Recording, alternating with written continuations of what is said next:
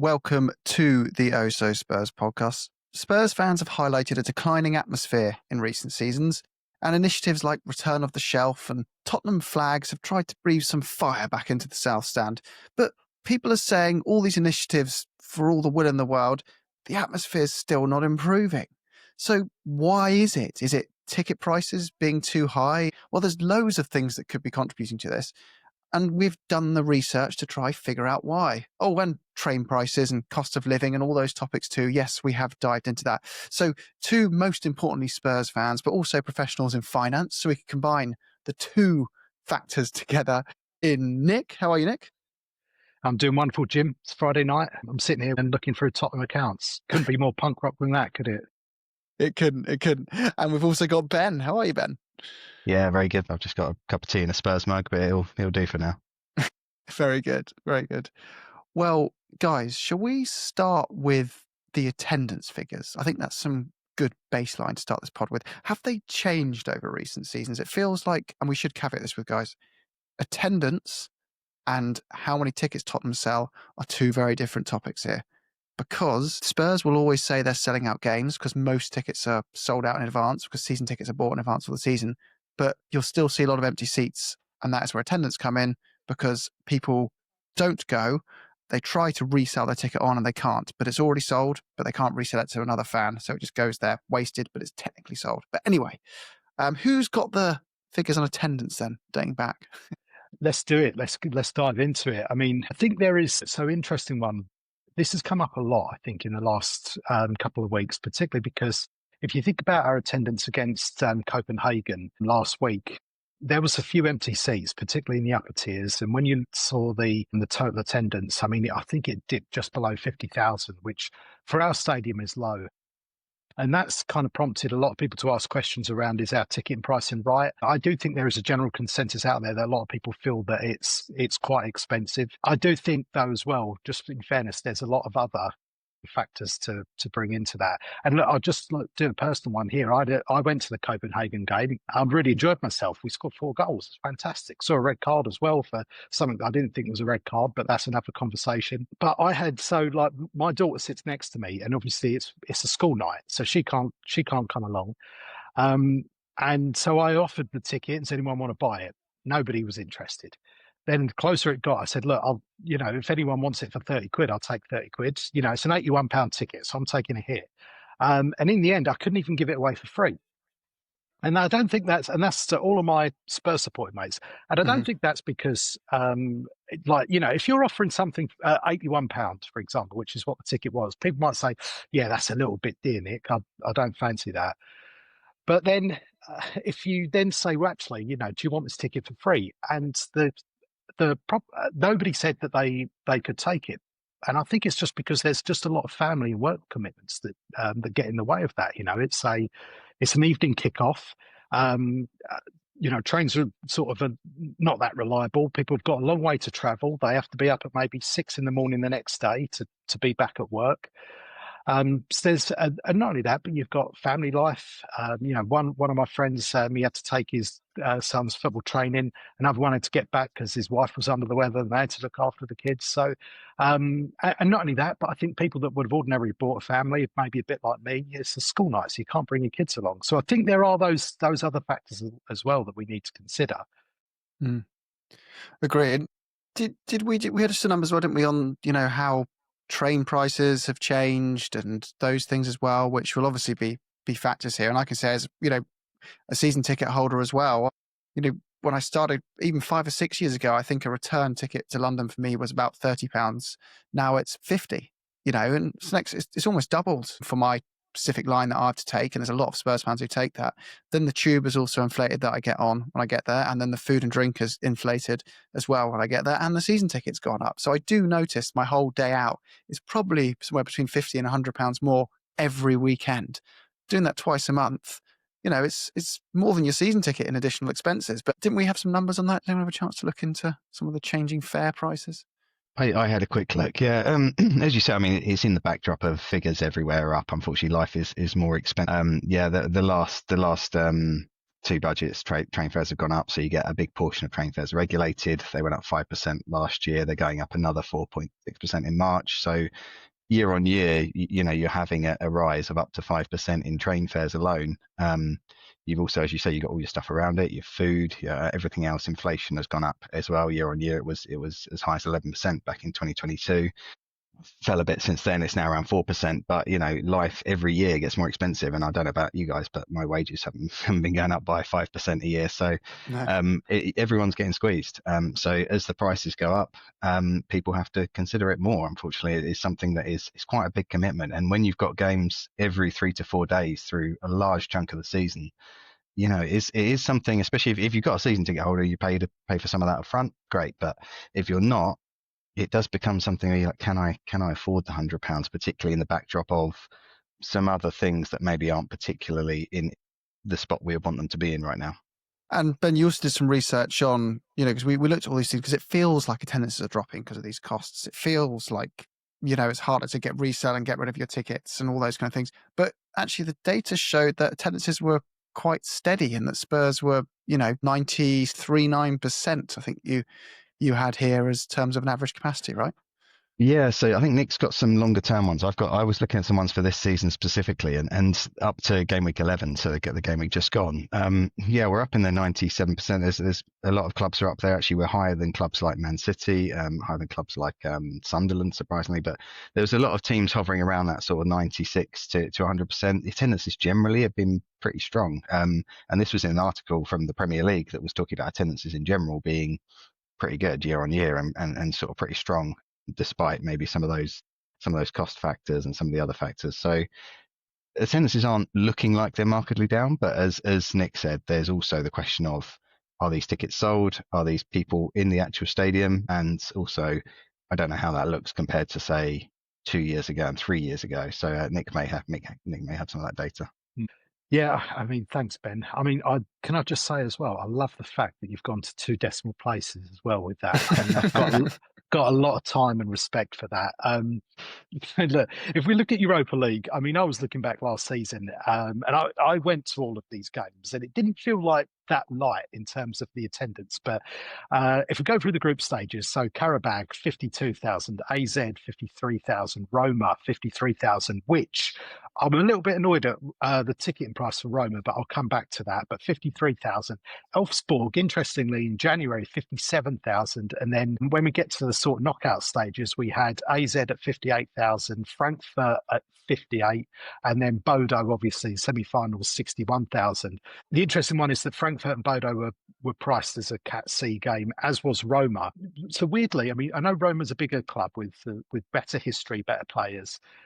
But if you look at the sort of pricing that we've had, some of those group games for Karabag, AZ, and Elfsborg, for example, the attendances are relatively the same, and the pricing was kind of broadly the same. So we're in that sort of mid-50s. And as Ben said, it's a long way off what we get for Premier League games. And so I do think let's take Roma and AZ. They were within a couple of months of one another. One game was £30, I think, across the board. The other game was about 60 or 37. The other game, I think, was 65 as an average. I think my ticket was 81 for that. But there were identical attendances. So I do think that says that it's potentially not just the cost of the ticket, that there are a lot of those other intangibles that we've already mentioned in terms of family life and the costs around going to a game that's affected it as well. So, guys, ticket prices, though, that's the one that's always coming up as whenever I see, a lot on it, the exchange. And for those who aren't familiar what the exchange is, it's the official platform Tottenham use to resell their tickets when we refer to that. Typically, when there's a lot on there, that means even though the ticket's sold, someone's desperately trying to pass it on to someone else. But they can't because no one's taking them up.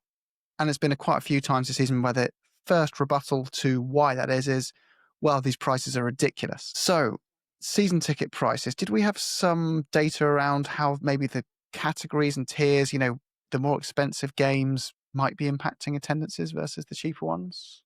I mean, I certainly think that if we look at the Champions League, and we've had a couple of games, all right, they're probably not against teams that everybody would want to rush out to see. So Villarreal and Copenhagen. I mean, Villarreal had a decent turnout, about 55,000. Obviously, Copenhagen is the one that a lot of people are focused on, 50,000. Now, maybe it's an accumulation. Copenhagen was sandwiched between, if my memory is right, was sandwiched between like Chelsea at home and Man United at home. So that's like two big ticket games, two fairly expensive tickets to go and see because they're both Cathay, and that's in the middle. And people have got to make a choice on how many games that they go to. So that may have played a part.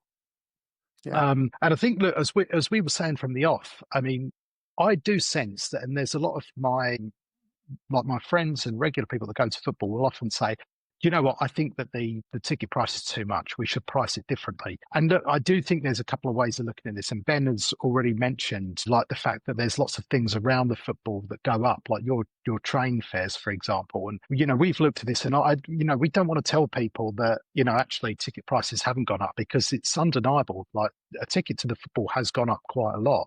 But I'd imagine that it's gone up kind of comparative with lots of other of events. So if you're thinking about going to the theatre or, for example, just anecdotally, I remember when I was about 17, 18, and I was going to go and see like different bands around London.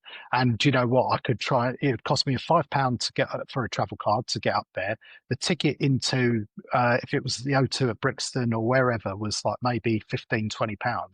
I mean, now it's a ticket to see a band or something is a lot dearer. I think it's like the last ticket I paid when I went to the O2. I hadn't been there in ages, and Brixton's lovely now. I was really impressed actually. I went to the Brixton Brewery just under the railway arches. It was great. It was completely different from when I went when I was 17. But it's about £50 a ticket to get into the O2.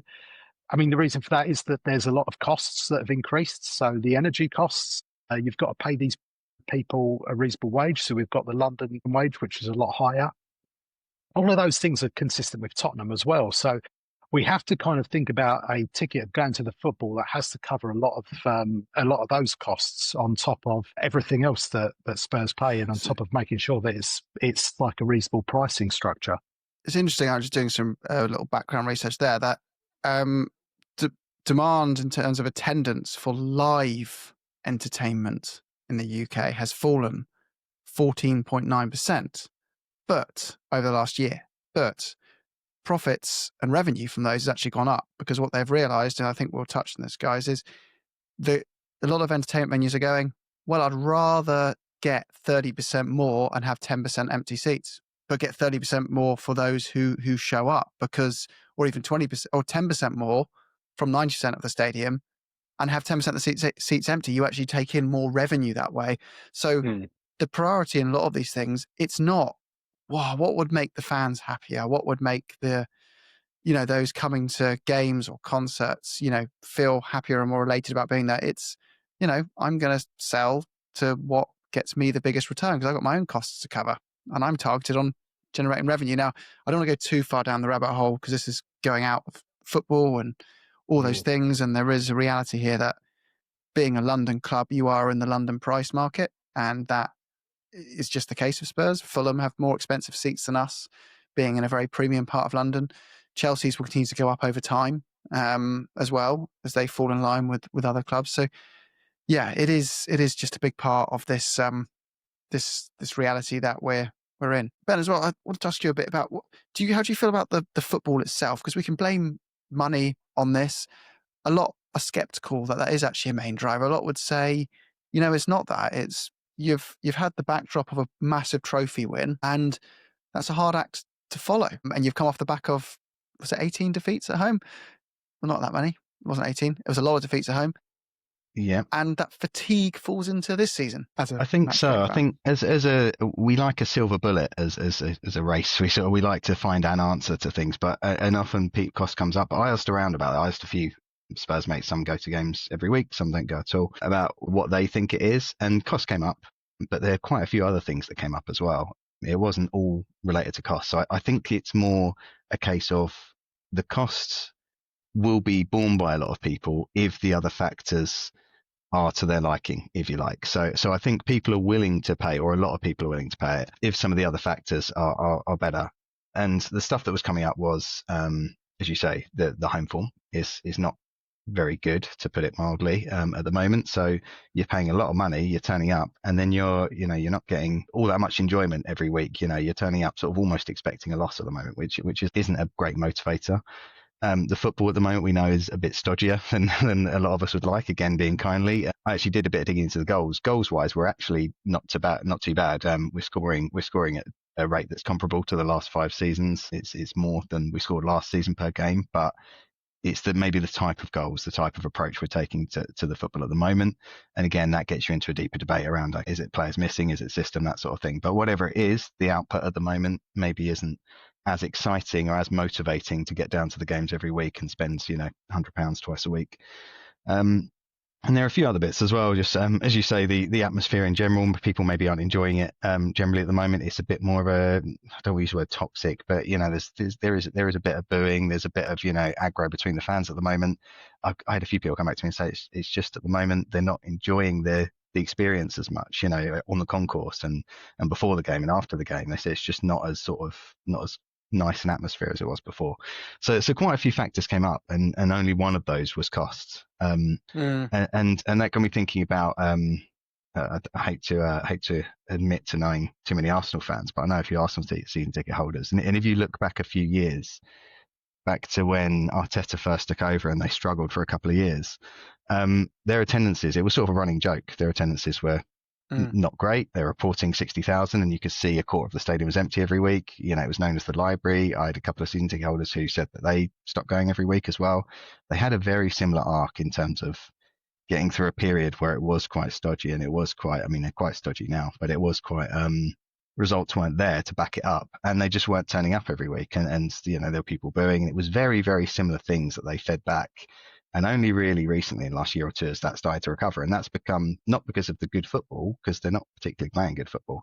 It's come because of the results. And with the results and the feeling that they're building towards something good, that's what they said brought them back in and got the motivation back there and the excitement, and the crowds have followed. So I do think people will accept those costs if what they're seeing and what they're going to is enjoyable, but because we're treated more like customers, people have those expectations now. They want to go and they want to enjoy the experience. They don't want to shell out £100 twice a week and come home miserable, because most of the fun in that. I kind of feel like if an Oasis ticket is 250 quid or 20 quid, it's going to make me consider whether I should go at all or not. But once I'm in that space, I'm not sure it necessarily is the main driving factor to how much I enjoy being there in that moment.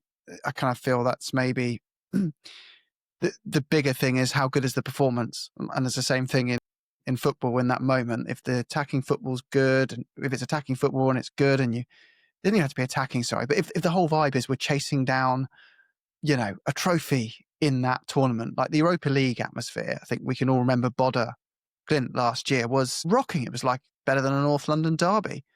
And then you go to the league game a few days later and you go, what happened? It's because, in the league, you're going, well, we've got nothing to play for here. And then but in the cup, we've got a lot to play for. So it's almost like we've lost. I've read before, and I forget the name of the actual theory behind this, but the fear of losing what you have is actually bigger than gaining something new. And I kind of feel like you get to that level of, we've got nothing to lose almost now. Like, where's and that drives the kind of culture of, I'm going to get back behind the guys on the pitch and I'm going to create a great atmosphere because I'm determined to help us get that goal back and win this game, because I feel we've got a chance here to win the league and I don't want to lose that. Whereas at the moment, it's kind of like you said, you go in expecting to lose and you're like, standard, here it comes again. That seems to be the reaction around me in the South anyway. And then it's always met with, I can't see us even scoring here. That kind of pessimism comes around. That's the bit that worries me a bit, is like when you're getting boos, sometimes when the performance is actually, like, I don't know about you guys, I thought the performance first half against Man United wasn't that bad. I didn't think we deserved to be 1-0 down. All right, it wasn't all guns blazing attacking football, but we didn't turn up and completely tank and be 3-0 down. But the atmosphere, even before we conceded, the atmosphere wasn't great, and by half time there was a smattering of boos and things like that. And I think at the moment we're almost on a very fine line. Whereas if you think back to maybe the early season under Conte, but particularly Poch, like we could be 1-0 down, we could have a bad half. Mm-hmm. There wouldn't be booze at half time. People had that belief, like you say, people had that sort of buy-in that they're okay, we hadn't turned up for the half, but we believe we're going to turn up second half, or we believe this is a one-off bad game. And it just felt like it feels like now we're very quick to turn to the negative. It doesn't take very much, basically, and the crowd sort of gets lost. And it's not a dig at anyone. I think we're all the No. same. I'm part of that. I sit there and just, I find myself looking at my phone and what am I doing? I'm at Spurs. When did I ever start looking at my phone during a game? You know, just because I'm angry and I want to get some validation that someone else is also frustrated at having just conceded a goal that looked very familiar to last week's one. And it's the same with people all around me. People just tend, 5 minutes longer, it seems like, to come back from the half-time bit, and they have an extra beer instead, or a Bovril, or whatever you're having. Yeah, it does feel a different. And I guess it's also that we had a lot of arguments internally as a fan base last season. There was a lot of, whether you stick or move on from that project, whether the sacrifices were worth it, whether the guy was a great person or a toxic person for the club, and everyone was in these different camps. And I think it's just led to aminosity moving on to this season, where people want to kind of continue that discourse into this, and they're reluctant to cheer on what they didn't agree with in the first place, or, over demanding we overly support the new regime because they were determined that we should move on. And it's just both sides of it. I think expectations are very high as well. So just to round it off, was there was a debate the other day in one of the WhatsApp groups that was talking about the results are generally fine, broadly fine. We've had some bad ones. We're not great at home, but when you look at where we are in the league and the Champions League, there's not, coming into the season, if you look at the context with the injuries, new manager, things like that, results are pretty good compared to last season. If you offered someone this at the start of the season, I think 95% take it. But at the same time, the focus is now on the football. Okay, well, is the football good enough? Are we moving in the right direction? Are we going to get to where we want the football to be? Whereas if you look last season or the season before, Ange was very focused on playing the right type of football, playing attractive football that people wanted to watch. Didn't always achieve it, but that's what we knew he was trying to do. And very quickly, the focus was, that's all well and good, but we're not getting the results we want. The reality is, as fans, we do want it all. We want to have the results. We want to enjoy watching the games. We want to feel like we're moving in the right direction. And the issue we've got is we want it all now as well. And there's not much patience in society in general anymore. Unfortunately, these things do take a bit of time. So we're not going to really know if we're going to be able to get all those things again, get back to maybe where we were under Poch, under Frank, for a little while longer. But I think that having to wait can lead to frustration as well, because people just aren't sure and they sort of maybe, switch off a little bit. We've got to also look at there's this dispute around, but how can you complain when you're here in the table and you're winning your European games? But there's three different ways you can look at and skin this cat and make this argument, depending on what your underlying bias or belief is. And one is just look at the table. Every other piece of data is guff. The other is the table represents an outcome based on other bits of data. And over time, it levels out. But at one moment in time, it can be incredibly misleading. And other people would say that's an argument to say, if you look at the XG stats that people seem to love, but I've got my issues of XG, but that you can't ignore it. It's got uses that we are maybe not an elephant in a tree in our league position, but we are maybe higher than we should be. So people are kind of expecting the reset and being quite pessimistic about that happening and being quite close to happening. So yeah, there's different types of data. There's the factual league table, and then there's the eye test, the third one, which people say overrides all those things in some opinions, or it's, the old way and you need to kind of move on to the modern way and ignore that. But the eye test says, even though we're scoring goals and we're high on the table, it's tough watch. But I think, Ben, you highlighted this before. I think there's Ben or Nick, one of you highlighted this before. There was a piece on how in the league, the vast majority of clubs are suddenly trying to find a new identity in how to play. The whole league has shifted dramatically. Liverpool are trying to find an identity now. The only one really who know their identity and are getting results every week are Arsenal. They come into the season with this new way of playing. Everyone else has gone, crap, I've got to change and find a new way of playing at home. Newcastle are struggling as well, and they're all dropping points. So, yeah. And Pep is the master at doing that, and we're seeing that already. We're seeing them change. They changed season after season, game after game, but like they had some dodgy results early on, and they're now starting to pick up traction where they look like they know what they want to do. With a lot of clubs, that takes a bit longer, and there's not many clubs out there when you look around that are playing good football and getting results. Like Arsenal are getting the results, but they're not really playing great football. They're relying very much on keep a clean sheet and score a set piece. I think it's something like 60-70% of their Premier League goals now from set pieces, which is mad, really. And then you've not got to make Bournemouth play some decent football at times, but they, inconsistent with their results. We're not particularly playing great football. We're getting largely okay results. They could be better. And then you've got also the backdrop, the context of, at the moment, the level of the Premier League. I think generally the middle class has risen. They were talking about this on, I think it might have been View from the Lane or somewhere there. The standard is very good at the moment. If you're off your game, you will get beaten by most clubs. So that's why it's so stodgy in the middle. It's so sort of everyone's competing for every point. Everyone's losing to everyone. There's not really an example of a club who is going out there week after week, hell for leather, attacking and getting results. Man City may be coming into that sort of form now. We might see that, but other than that, I can't think of anyone that ticks both boxes. Yeah, great. Any final comments, guys? I think we've kind of covered most of the points there. Yeah, no, I mean, I think there is just going back to your point there on terms of people attending live events like live music and that, there is an inflection point, I do think, in terms of ticket prices and attendance and where people are going to come in. But there is there's a financial reality with it that maybe some football clubs are looking at. So for example, like Copenhagen, we've just had our most recent European game. 50,000 attendance on a Cat C, so average ticket price of about £56. What if we were to have dropped that to say £30, like we did with Europa, and got like 59,000? Well, I mean, on a 50,000, like I said, on Cat C at £56 average, we'd have made roughly about 2.6 million in gate receipts. Now, if you look at that in terms of, that's more than had we dropped it to £30 and got 59,000 fans, 60,000 fans in. So there is, like you said, there is that real world impact, Jim, for doing that. Now, naturally, we all say, well, we want more fans in the stadium, etc. But I don't think, even if it had been a £30 ticket, I don't think we would have got more than about 54, 55,000 for all of those reasons that we've mentioned as well. How the club address it and what they do from here on in, I think, will be an interesting one. Again, but I think what we're finding here, though, is we're probably overinflating the importance of the ticket prices on the atmosphere. Like the ticket prices and attendance are one thing.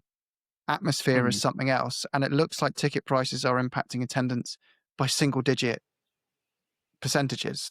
It's not, we're going from 99% to 97.6%. It's not. And the other thing I think the club would have to take into account, you'd lose out money selling tickets cheaper overall and having slightly less people, but if you had 20,000 more people there, that's 20,000 more people buying burgers, beers, Cokes, shirts, programs. Yeah.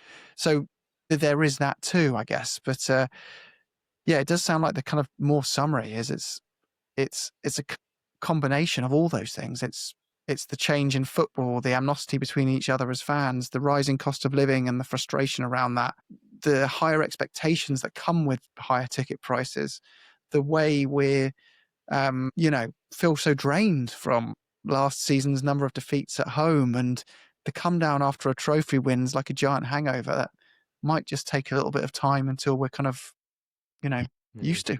It's very individual as well, isn't it? If you had like a spider diagram, everyone's going to be slightly different on the factors that matter the most to them.